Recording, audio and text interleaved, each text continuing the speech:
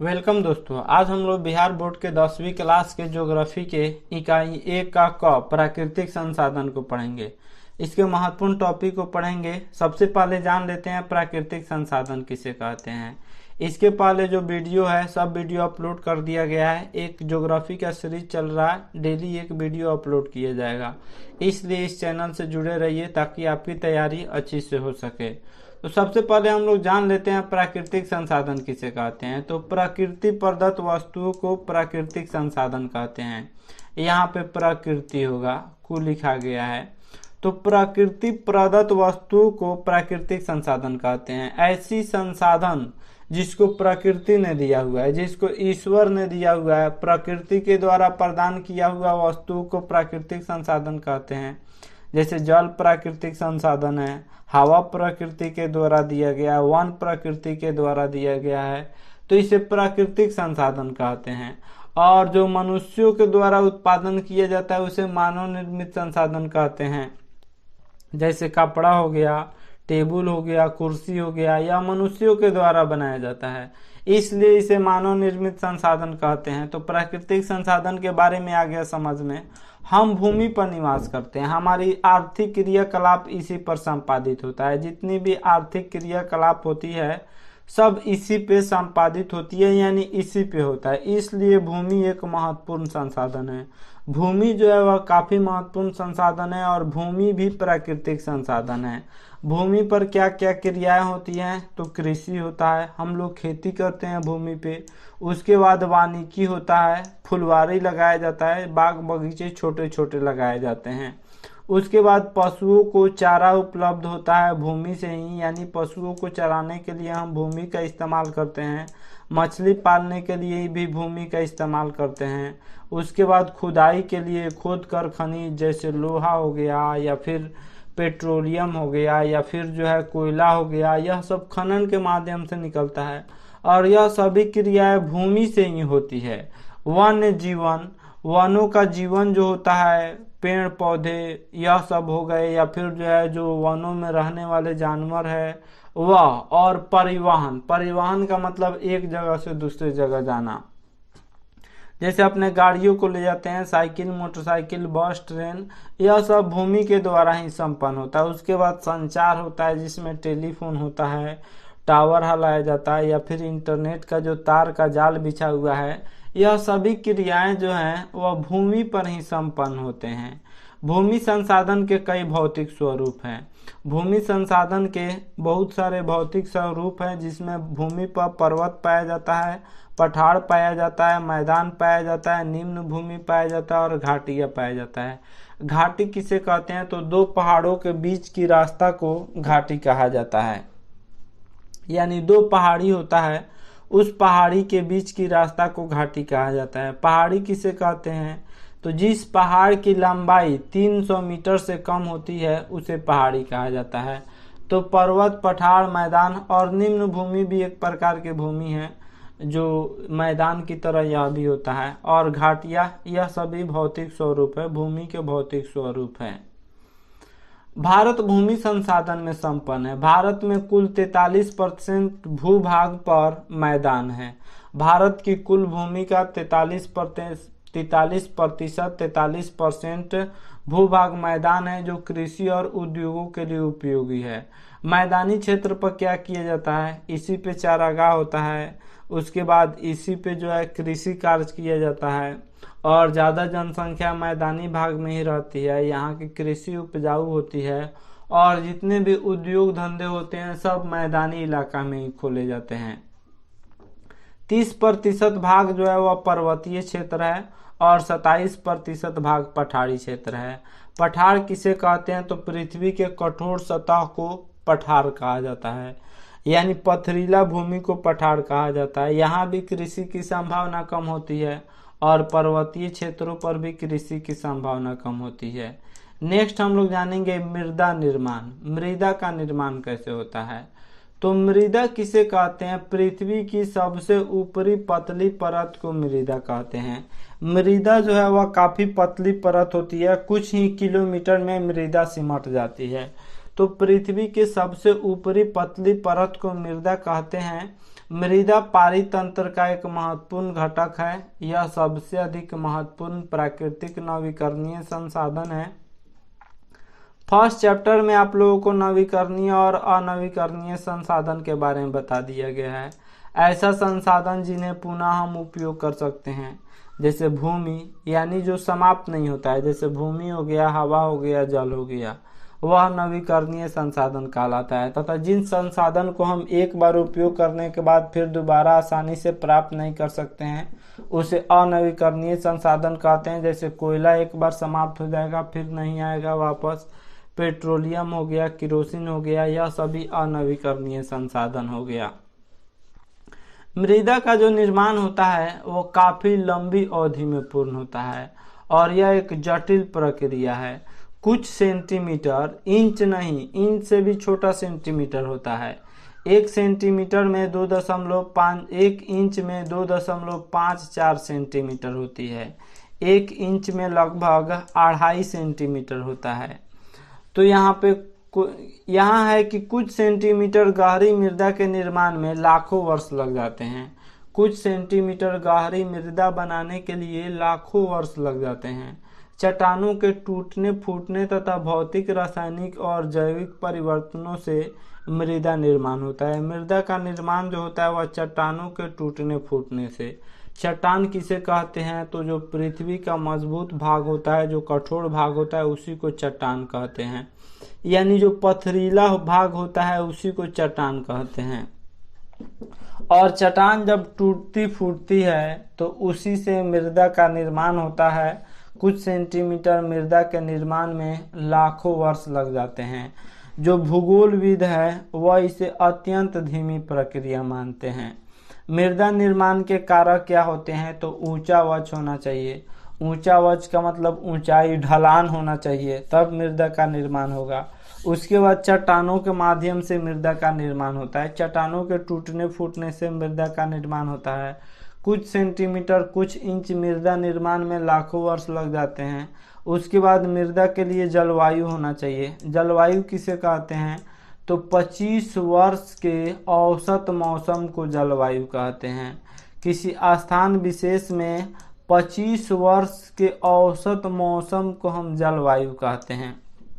मौसम प्रतिदिन चेंज होता है, लेकिन जलवायु जो है चेंज नहीं होता है। भारत की जलवायु कैसी है? तो मानसूनी है। उसी तरह ऑस्ट्रेलिया की जलवायु कुछ और होगी, उसी तरह पाकिस्तान की जलवायु कुछ और होगी, Nepal, Bhutan, China, Iraq, Iran, किसी का भी जलवायु अलग अलग होती है प्रत्येक देश की। तो किसी जगह का 25 वर्ष के औसत को वहाँ का जलवायु कहा जाता है। मौसम डेली चेंज होता है, लेकिन जलवायु जो होता है वह 25 वर्ष का औसत होता है। वनस्पति के कारण मृदा का निर्माण होता है, यानी पेड़ पौधे के कारण।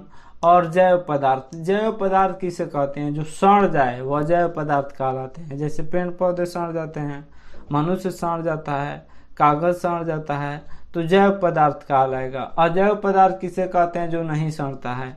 प्लास्टिक भी नहीं सड़ेगा, शीशा, यह सभी अजैव पदार्थ कहलाते हैं। तो जैव पदार्थ भी मृदा निर्माण में महत्वपूर्ण भूमिका निभाते हैं। और खनिज के कण होते हैं, यह भी मृदा निर्माण में भूमिका निभाते हैं। और मृदा निर्माण में काफी समय लगता है। यह एक जटिल प्रक्रिया है, इसमें काफी अधिक समय लगता है। लाखों वर्ष लग जाते हैं कुछ सेंटीमीटर मृदा निर्माण में। अब हम लोग मृदा निर्माण के प्रकार को पढ़ेंगे। मृदा जो होती है वह मुख्य रूप से 5 प्रकार के होते हैं। मृदा टोटल 5 प्रकार के होते हैं। पहला है जलोढ़ मृदा, दूसरा है काली मृदा, तीसरा है लाल एवं पीली मृदा, चौथा है लेटराइट मृदा, पांचवा है मरुस्थलीय मृदा, छठा है पर्वतीय मृदा। इन 6 के बारे में हम लोग इसके परिचय को जान लेते हैं। 1 नंबर पे है जलोढ़ मृदा। यह मृदा भारत में विस्तृत रूप से फैली हुई सबसे अधिक महत्वपूर्ण मृदा है। जलोढ़ मिट्टी जो है वह भारत में चारों तरफ फैली हुई है, एक विशाल रूप में फैली हुई है। और यह भारत की सबसे महत्वपूर्ण मृदा है। इसलिए महत्वपूर्ण है क्योंकि इस पे खेती अधिक होती है। यह काफी अधिक उपजाऊ भूमि होती है, इससे अनाज काफी अधिक निकलता है। इसलिए जलोढ़ मृदा जो है वह काफी महत्वपूर्ण मृदा है। इस मृदा का निर्माण जो है वह उत्तर भारत के मैदान, पूर्ण रूप से जलोढ़ मृदा निर्मित है। जो उत्तर भारत का मैदान है वह पूर्ण रूप से जलोढ़ से निर्मित है, यानी बिहार हो गया, उत्तर प्रदेश हो गया, पंजाब हो गया या फिर हरियाणा हो गया। यह इस समय यानी इस एरिया में जितना भी मिट्टी है सब कौन सी मिट्टी है? जलोढ़ मिट्टी है। और इस मृदा का निर्माण जो है वह हिमालय की 3 प्रमुख नदी सिंधु, गंगा और ब्रह्मपुत्र द्वारा लाए गए जलोढ़ के निक्षेप से बना हुआ है। तो जलोढ़ मिट्टी जो जलोढ़ मृदा है इसका निर्माण 3 नदियों के द्वारा बहा कर लाए गए जलोढ़ से बना हुआ है। और जो बिहार है, बिहार में जो है बिहार को 2 भागों में बांटने वाली नदी कौन है? गंगा नदी है। गंगा नदी बिहार के बीचों बीच से होकर गुजरती है और बिहार के उत्तरी भाग को उत्तर भारत का मैदान कहते हैं और गंगा नदी के दक्षिणी भाग को दक्षिण बिहार के यानी दक्षिण गंगा के मैदान कहते हैं। उत्तर को उत्तरी गंगा का मैदान कहते हैं और दक्षिण को दक्षिणी गंगा का मैदान कहते हैं। और बिहार का निर्माण कैसे हुआ है? बिहार के मिट्टी का निर्माण तो गंगा के द्वारा बहा कर लाए गए अवक्षेप से हुआ है, उसके निक्षेप से हुआ है। इसीलिए बिहार में पूर्ण रूप से जलोढ़ मृदा ही पाई जाती है। तो जलोढ़ मृदा का निर्माण 3 नदियों से हुआ है, सिंधु, गंगा और ब्रह्मपुत्र के द्वारा लाए गए निक्षेप से बना हुआ है। जलोढ़ मृदा जो है वह उत्तर भारत में मुख्य रूप से पाई जाती है। उत्तर भारत का जितना भी मैदानी इलाका है सभी जलोढ़ मृदा से बना हुआ है। कुल मिलाकर भारत में लगभग 6.4 करोड़ हेक्टेयर क्षेत्र पर जलोढ़ मृदा फैली हुई है, काफी विशाल मात्रा में फैली हुई है। जलोढ़ मिट्टी का जो गठन है वह बालू से, सिल्ट से और मृत्तिका के विभिन्न अनुपात से होता है।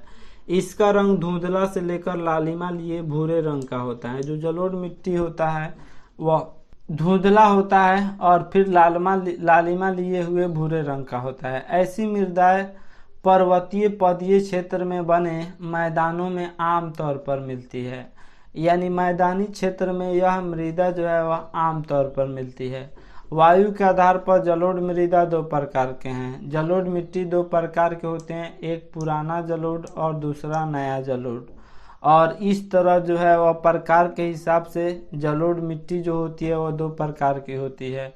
एक होता है खादर और दूसरा होता है बांगर। खादर जो होता है वह काफी उपजाऊ मिट्टी होता है और बांगर जो होता है वह बंजर भूमि होता है, यह उतना उपजाऊ नहीं होता है। तो जो पुराना जलोढ़ है उसे हम बांगर कहते हैं, जो पुराना जलोढ़ है उसे बांगर कहते हैं और यह उतना जो है उपजाऊ नहीं होता है, इसलिए इसे हम बांगर कहते हैं। बजरा भूमि होता है, इसमें कंकड़ उंकड़ अधिक मात्रा में पाया जाता है। तो पुराना जलोढ़ को बांगर कहा जाता है, यह उतना उपजाऊ नहीं होता है। और जो नवीन जलोढ़ है इसे खादर कहते हैं, यह काफी अधिक उपजाऊ भूमि होता है। तो नदियों के किनारे जो भी भूमि होती है वह अधिक उपजाऊ होती है और नवीन जलोढ़ जो होती है वह नदियों के किनारे होती है। तो पुराना जलोढ़ को हम बांगर कहते हैं और नया जलोढ़ को खादर कहते हैं। बांगर कम उपजाऊ होता है और नवीन जलोढ़ यानी खादर अधिक उपजाऊ होता है। जलोढ़ मृदा में पोटास होता है, फास्फोरस होता है, चूना जैसे तत्वों की प्रधानता होती है। जलोढ़ मृदा में पोटास, फास्फोरस और चूना अधिक मात्रा में होता है, लेकिन इसमें नाइट्रोजन और जैव पदार्थों की कमी होती है। इसलिए हम लोग क्या करते हैं, यूरिया डालते हैं। बिहार में जितना भी होता है, क्योंकि बिहार में सभी जगह जलोढ़ मिट्टी पाया जाता है और उसमें पोटास, फास्फोरस, चूना रहता है लेकिन नाइट्रोजन नहीं रहता है। तो हम लोग यूरिया इसलिए डालते हैं खाद के रूप में, ताकि यूरिया में जो होता है वह 46% नाइट्रोजन होता है। यूरिया में टोटल 46% नाइट्रोजन होता है, इसलिए हम लोग खेतों में यूरिया अधिक डालते हैं ताकि इस पृथ्वी में यानी जलोढ़ मृदा में जो नाइट्रोजन की कमी है उसको पूरा किया जा सके। जो जलोढ़ मिट्टी होती है वह गन्ना, चावल, गेहूं, मक्का और दलहन जैसी फसलों के लिए उपयुक्त मानी जाती है। अधिक उपजाऊ के कारण इस मिट्टी पर गहन कृषि की जाती है। गहन कृषि का मतलब अधिक कृषि किया जाता है, जिसके कारण यहाँ जनसंख्या घनत्व काफी अधिक होता है। जहाँ जहाँ जलोढ़ मिट्टी है, जैसे बिहार देख लीजिए, पश्चिम बंगाल देख लीजिए, ज़्यादा जनसंख्या घनत्व तो यहीं पे रहता है। उत्तर प्रदेश देख लीजिए, पंजाब हरियाणा देख लीजिए, क्योंकि यहाँ पे जलोढ़ मिट्टी अधिक मात्रा में पाई जाती है। जलोढ़ मिट्टी जो है वह चारों तरफ जहाँ जहाँ जलोढ़ मिट्टी है वहाँ पे गहन कृषि होती है, वहाँ की कृषि अधिक उपजाऊ होती है, मैदानी इलाका होता है, इसलिए वहाँ जनसंख्या घनत्व तो अधिक होता है, यानी काफ़ी घना जनसंख्या होता है। दूसरा मिट्टी का प्रकार है काली मृदा। इस मिट्टी का रंग काला होता है, जो इसमें उपस्थित एल्यूमीनियम एवं लौह यौगिक के कारण होता है। काली मिट्टी में एल्यूमीनियम और लौह यौगिक होता है। यह कपास की खेती के लिए सबसे अधिक उपयुक्त मानी जाती है। तो ऑब्जेक्टिव कई बार पूछ दिया हुआ है, कपास की खेती के लिए कौन सी मिट्टी अधिक उपयुक्त मानी जाती है? तो काली मृदा कपास की खेती के लिए सबसे अधिक उपयुक्त मानी जाती है और इसे काली कपास मृदा भी कहते हैं। इस मृदा को काली कपास मृदा भी कहते हैं। तो काली मृदा का क्या नाम है? एक और नाम काली कपास मृदा नाम है, और काली मृदा को ही हम लोग रेगुर मिट्टी कहते हैं। तो यह भी ऑब्जेक्टिव में कई बार पूछ दिया हुआ है कि रेगुर मिट्टी किस मिट्टी का नाम है? तो रेगुर मिट्टी जो है वह काली मिट्टी का नाम है। तो याद हो गया, काली मिट्टी को ही हम रेगुर मिट्टी कहते हैं और इसे ही काली कपास मृदा कहते हैं। यह कपास की खेती के लिए सबसे अधिक उपयुक्त मानी जाती है। इस मिट्टी की सबसे बड़ी विशेषता है कि इसमें नमी धारण करने की क्षमता अधिक होती है। यह मृदा कैल्शियम कार्बोनेट, मैग्नीशियम, पोटास और चूना जैसे पौष्टिक तत्वों से परिपूर्ण होती है। इसमें फास्फोरस की कमी होती है। काली मृदा में सबसे अधिक कपास उपजाया जाता है और यह महाराष्ट्र, कर्नाटक, इन सभी इलाकों में, गुजरात, इन सभी इलाकों में काली मृदा जो है वह अधिक मात्रा में पाई जाती है। इसका एक और नाम है रेगुर मिट्टी। रेगुर मिट्टी को ही हम काली मिट्टी कहते हैं, काली मिट्टी को ही काली कपास मिट्टी कहते हैं। यह कपास की खेती के लिए सबसे अधिक उपयुक्त मानी जाती है। नेक्स्ट है लाल एवं पीली मिट्टी। तो इस मृदा में लोहा के अंश होने के कारण लाल होता है। लाल एवं पीली मिट्टी में लोहा अधिक होता है और जब इसमें जल डाला जाता है, यानी जब इसमें पानी डाला जाता है, जब सिंचाई किया जाता है, तो यह मिट्टी पीले रंग की हो जाती है। इसलिए इसका नाम है लाल एवं पीली मिट्टी। पहले लाल दिखाई देगा, लेकिन जब इसमें पानी डाल दिया जाएगा तो यह पीला रंग की हो जाती है। जैव पदार्थों की कमी के कारण यह मृदा जलोढ़ एवं काली मिट्टी की अपेक्षा कम उपजाऊ होती है। इस मृदा में सिंचाई की व्यवस्था कर चावल, ज्वार, बाजरा, ज्वार समझते हैं, जनेरा का लाई होता है, केवल लाई ही होता है। तो ज्वार या पशुओं को चारा भी दिया जाता है, बाजरा भी पशुओं को चारा दिया जाता है। तो ज्वार, बाजरा, मक्का, मूंगफली, तंबाकू और फलों का उत्पादन किया जाता है। अगर सिंचाई का अच्छा व्यवस्था रहेगा तो इस पर भी खेती किया जा सकता है। चौथा मिट्टी का प्रकार है लेटराइट मृदा। इस प्रकार की मिट्टी का विकास उच्च तापमान एवं अत्यधिक वर्षा वाले क्षेत्रों में हुआ है। लेटराइट मृदा भी लाल रंग का होता है। इस मृदा में ह्यूमस की मात्रा ना के बराबर होती है, क्योंकि जो जलोढ़ मिट्टी है, जलोढ़ मिट्टी में ह्यूमस अधिक होता है। ह्यूमस का मतलब भुरभुरा। और केंचुआ को किसानों का मित्र कहा जाता है, यानी चेरा को किसानों का मित्र कहा जाता है, इसलिए क्योंकि केंचुआ जो होता है वह मिट्टी को भुरभुरा बनाता है। तो ह्यूमस की कमी लेटराइट मृदा में होता है। सबसे अधिक ह्यूमस जलोढ़ मिट्टी में होता है और जलोढ़ मिट्टी में नवीन जलोढ़ मिट्टी में होता है, क्योंकि जलोढ़ मिट्टी दो प्रकार के होता है, एक खादर बांगर। पुरानका जलोढ़ को हम बांगर कहते हैं और नयका जलोढ़ को खादर कहते हैं। तो इसमें ह्यूमस की मात्रा जो होती है लेटराइट मृदा में कम होती है, यानी यह भुरभुरा कम होता है। यह मिट्टी काफी अधिक कठोर होती है। एल्यूमीनियम और लोहे के ऑक्साइड के कारण इसका रंग लाल होता है। यहाँ पे लाल होगा। कर्नाटक, केरल और तमिलनाडु जैसे राज्यों में मृदा संरक्षण तकनीक के सहारे चाय एवं कहवा को इंग्लिश में कॉफी कहा जाता है। तो कर्नाटक, केरल और तमिलनाडु जैसे राज्यों में मृदा संरक्षण तकनीक के सहारे चाय एवं कहवा का उत्पादन किया जाता है। तमिलनाडु, आंध्र प्रदेश और केरल में इस मृदा में काजू की खेती उपयुक्त मानी जाती है। लेटराइट मृदा जो है वह काजू की खेती के लिए उपयुक्त मानी जाती है। अगला मिट्टी है मरुस्थलीय मृदा। मरुस्थल किसे कहा जाता है? तो बालू के रेत को मरुस्थल कहा जाता है। बंजर भूमि को मरुस्थल कहा जाता है। जहाँ पे पेड़ पौधे नहीं होते हैं मरुस्थल कहलाते हैं। तो इस मृदा का रंग लाल एवं हल्का भूरा होता है। मरुस्थलीय मृदा का रंग लाल एवं हल्का भूरा होता है। इस प्रकार की मृदा में वनस्पति और उर्वरक का अभाव होता है। मरुस्थलीय मृदा इसी को यह जो है वह रेतीला मृदा होता है। बालू के कण अधिक मात्रा में पाए जाते हैं। जहाँ पे पेड़ पौधे नहीं होते हैं, जहाँ के जमीन पर पेड़ पौधे नहीं होते हैं, वहीं मरुस्थलीय मृदा कहलाते हैं। तो इस मृदा में वनस्पति नहीं यानी पेड़ पौधे नहीं होते हैं। उसके बाद उर्वरक का अभाव होता है यानी खाद होता है। रासायनिक खाद को उर्वरक कहा जाता है। किंतु सिंचाई की व्यवस्था कर कपास, चावल, गेहूं का उत्पादन किया जा सकता है। यह मृदा सबसे अधिक किस राज्य में होता है? तो राजस्थान में। राजस्थान जो है वह मरुस्थलीय जगह है। वहाँ पे मरुस्थल ज्यादा हैं, बालू के रेत ज्यादा हैं, तो वहाँ पे यह मृदा अधिक पाया जाता है। सिंचाई की व्यवस्था कर इस मृदा पर कपास की खेती, चावल की खेती और गेहूं की खेती का उत्पादन किया जाता है। नेक्स्ट है 6 नंबर पर्वतीय मृदा। पर्वतीय मृदा प्रायः पर्वतीय और पहाड़ी क्षेत्रों में देखने को मिलती है। यह पर्वतीय और पहाड़ी क्षेत्रों में पर्वतीय मृदा होती है। यह मृदा अम्लीय और ह्यूमस रही होती है। इसमें भी ह्यूमस नहीं होता है यानी यह भी भुरभुरा नहीं हो पाती है और यह अम्लीय अधिक होती है। इस मृदा पर ढलानों पर फलों के बागान और नदी घाटी में चावल एवं आलू का लगभग सभी क्षेत्रों में उत्पादन किया जाता है। जहाँ ढलान होते हैं वहाँ फल का बागान लगा दिया जाता है, जैसे सेब हो गया, अंगूर हो गया। यह सभी पहाड़ी भागों में उगाया जाता है। सबसे अधिक पहाड़ी भागों में सेब, अंगूर यही सब उगाया जाता है। तो फल का अधिक उत्पादन पर्वतीय मृदा में उगाया जाता है। जैसे जम्मू कश्मीर में सबसे अधिक सेब उत्पादन किया जाता है, या जो फल होते हैं वह सबसे अधिक जम्मू कश्मीर में उत्पादन किया जाता है। क्यों? क्योंकि वहाँ पे केवल पर्वतीय मृदा है, इसलिए वहाँ पे फलों के बागान अधिक होते हैं और नदी घाटी में चावल और आलू का खेती किया जाता है।